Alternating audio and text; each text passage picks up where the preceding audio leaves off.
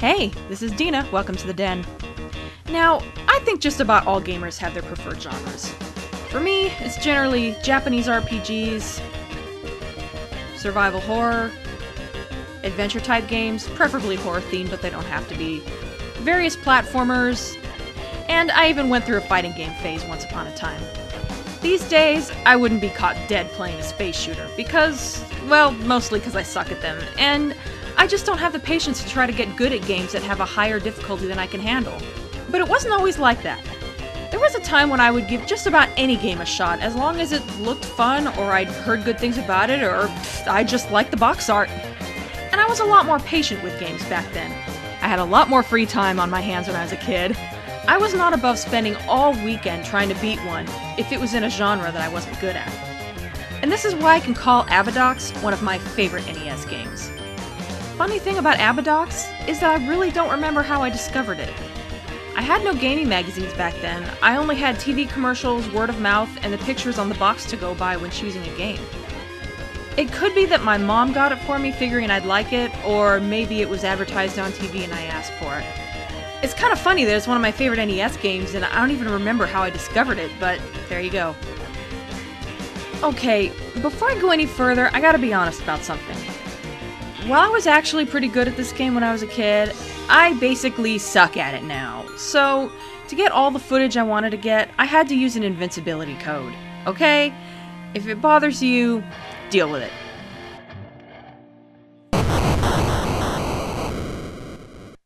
Here's the story in a nutshell. Your home planet, Abadox, has been swallowed by a massive planet-eating monster called Parasitus. Yeah, kinda like Unicron, but not robotic.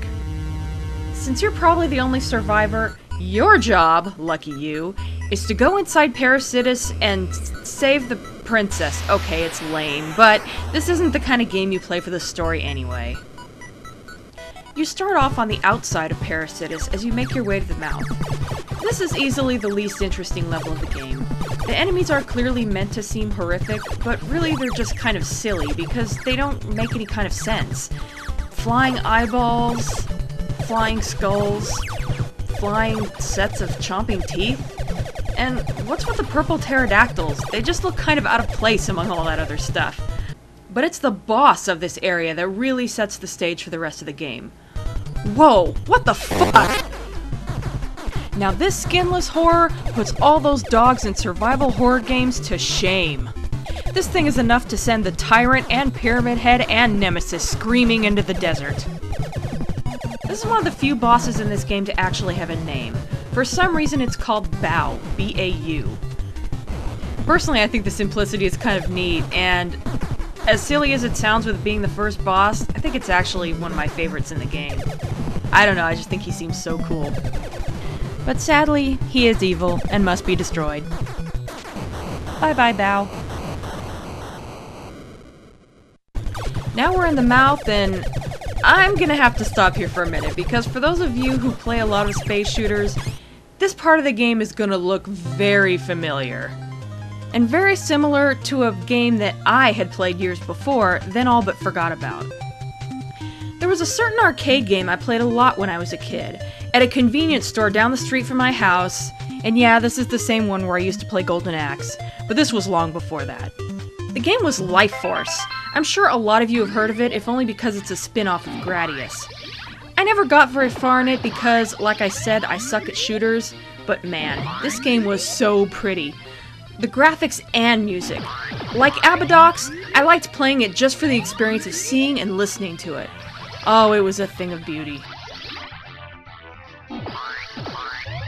Now, I know I said that I don't remember why I bought Abadox, but I do know that it was not because I had heard it was a similar game to Life Force. It was sheer coincidence. I just got up to a certain point in Abadox and went, wait a minute. I had friends who used to make fun of Abadox and call it Life Force 2. But really, it's only the first level, along with the occasional enemy throughout that these games have in common. Where Abadox has a storyline involving being inside a giant creature, Life Force was mainly just a series of cool-looking but random locations. Now, some versions of Life Force are a bit more like Abadox, with having that whole, internal theme. But that was a later version, and you know what? If I was going to talk about Life Force / Salamander and all its variations, it would take a whole episode. Anyway, this boss is called Deathface. Okay, I know I said Bao was the only one with a name, but the rest of the names are more like descriptions like this one. Anyway, while it behaves like and is reminiscent of the first boss in Life Force, it looks a bit more like a bug-eyed Freddy Krueger, doesn't it? Wanna suck face?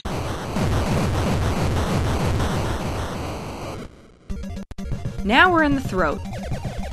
If you're blind and haven't noticed by now, this game is super gory. You don't get to see 8-bit gore very often, so it's pretty cool if you're into that kind of thing. I am. And this is pretty unusual for a Nintendo game. These are the same people who censored Mortal Kombat on the Super Nintendo. I guess here they can get away with it because there's no violence against humans, only monsters, and no actual blood, just lots and lots of viscera. And eyeballs.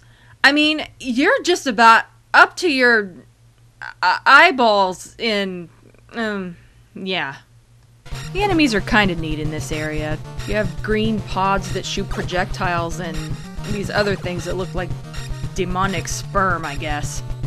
You also have, according to the instruction book, the Hands of Death and Lizards of Doom. Let us rain some doom down upon the filthy heads of our doomed enemies. I gotta sing the doom song now.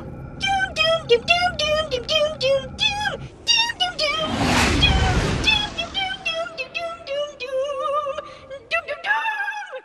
Now the boss at the end of this area is so fucked up. In the middle bottom we have this weird pod thing with a mouth that opens up and there's, what else, but a big eyeball inside. Okay, that's pretty nasty, but that's not the worst of it. Oh no. Now, let's look at these blue fleshy things that shoot projectiles. Okay, that's pretty gross, but no big deal. Wait a minute. What's going on with this one in the lower left corner? That's a head! I don't know what's going on there, but whatever it is so wrong. Let's put this thing out of its misery. Now we're in some kind of nerve center, and if you can forget where you really are for a minute, it's quite pretty. It kind of looks like a blue underwater forest with dancing flowers and fish-like enemies, and a boss that looks like a shark. Even the music is nice, and even kind of bouncy and happy sounding, all things considered. Really, just about all the music in this game is good. I'm not saying it's the best out there, but it suits the game well, and I like it a lot. In fact, I'd also love to see more of those of you who are musically inclined do covers of some of these tunes. I wanted to use some for this review, but I could barely find anything online. You know, for a game that's sort of horror-themed, some of these levels are really colorful. Personally, I love it. There's just not enough color in video games anymore. Everything is all gray and brown. I'll take pretty colors over that any day. Do I even really need to say anything about this crazy-ass boss?